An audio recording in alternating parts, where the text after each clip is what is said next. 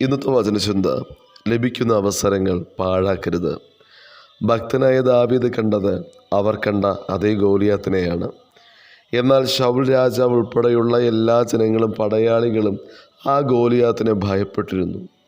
അവർ വിചാരിച്ചു, ആ ഗോലിയാത്ത് വളരെ വലിപ്പമുള്ളവനാണ്, അവനെ ആർക്കും തോൽപ്പിക്കുവാൻ സാധിക്കുകയില്ല. എന്നാൽ ഇടയബാലനായ ദാവീദ് ഉറപ്പിച്ചു, ഇവൻ വളരെ വലിയവനാണ്, ഇവനെ തോൽപ്പിക്കുവാനുള്ള ഈ അവസരം ഞാൻ പാഴാക്കുകയില്ല. ശത്രുവിൻ്റെ ശക്തി ശത്രുവിൻ്റെ കാണുന്ന വീക്ഷണത്തിനാണുള്ളത്. ഭയമുള്ളവൻ ഒരു ശത്രുവിനെ കണ്ട് പിന്തിരിയുമ്പോൾ, വിശ്വാസമുള്ളവൻ അതേ ശത്രുവിനെ കണ്ട് കവണയെടുക്കുന്നു.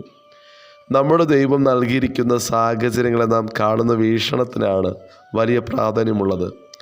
പടയാളികൾ അവരുടെ വീക്ഷണത്തിലൂടെ ഗോലിയാത്തിനെ നോക്കിയപ്പോൾ അവർ ഭയന്നുവെങ്കിൽ, ദാവീദിൻ്റെ വിശ്വാസത്തോടുള്ള ലെൻസിലൂടെ നോക്കിയപ്പോൾ ദാവീദിന് അതൊരു സാധ്യതയായി ബോധ്യപ്പെട്ടു.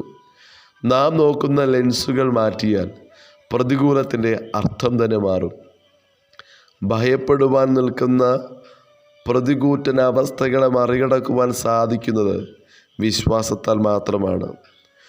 തോൽവിയുടെയും പതനത്തിൻ്റെയും അതേ ചിന്തകൾ കൊണ്ട് വിജയത്തിലേക്ക് നീങ്ങുവാൻ സാധിക്കുകയില്ല.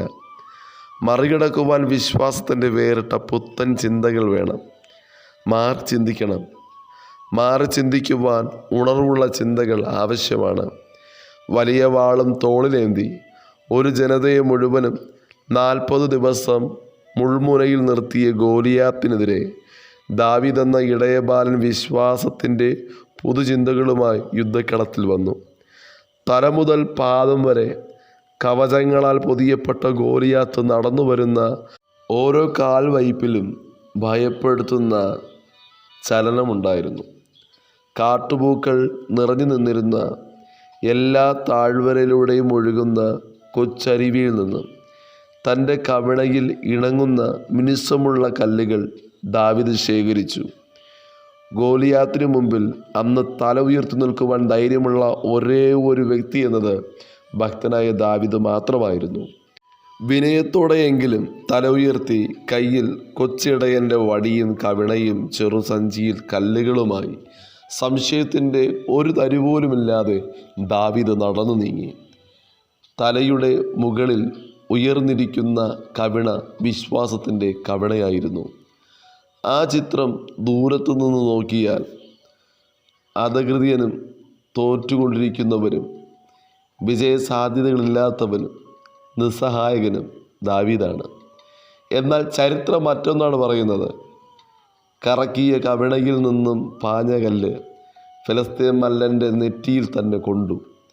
ചരിത്രത്തിൽ ഉയർന്നു നിന്ന ഗോലിയാത്ത് വിശ്വാസമുള്ള കുഞ്ഞു ദാവീദിൻ്റെ ചെറുകല്ലിൻ്റെ മുൻപിൽ നിലംപതിച്ചു. ഇസ്രായേലിൻ്റെ രണ്ടാമത്തെ രാജാവായി മാറിയ ദാവീദ് ഫിലിസ്തീൻ മല്ലനെ ഏകദേശം 3000 വർഷങ്ങൾക്ക് മുമ്പ് കീഴടക്കിയ സംഭവകഥയാണിത്.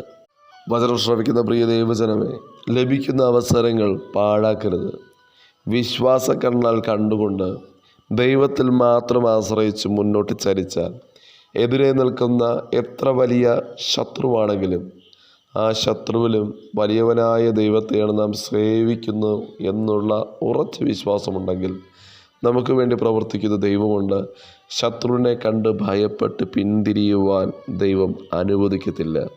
അപ്പോസ്തലനായ പൗലോസ് ദൈവാത്മാവിൽ ഇപ്രകാരം വിളിച്ചു പറഞ്ഞു, ഒടുവിൽ കർത്താവിലും അവൻ്റെ അമിത ബലത്തിലും ശക്തിപ്പെടുവിൻ. പിശാചിൻ്റെ തന്ത്രങ്ങളോട് എതിർത്ത് നിൽപ്പാൻ കഴിയേണ്ടതിന് ദൈവത്തിൻ്റെ സർവായുധവർഗം ധരിച്ചുകൊള്ളുവിൻ. ഭക്തനായ ദാവീദിനെ പോലെ വിശ്വാസത്തിൻ്റെ ലെൻസിൽ ശത്രുവിനെ കാണുവാൻ കൂടെയുള്ള ദൈവം വലിയവനാണെന്ന് ഉറച്ചു വിശ്വസിച്ച് പിശാചിനോട് എതിർത്ത് നിന്ന് യുദ്ധം ചെയ്ത് വിജയിപ്പാൻ വചനം ശ്രവിക്കുന്ന ഏവർക്കും കർത്താവ് കൃപയും അധികാരവും നൽകുമാറാകട്ടെ. God bless you. ആമേൻ.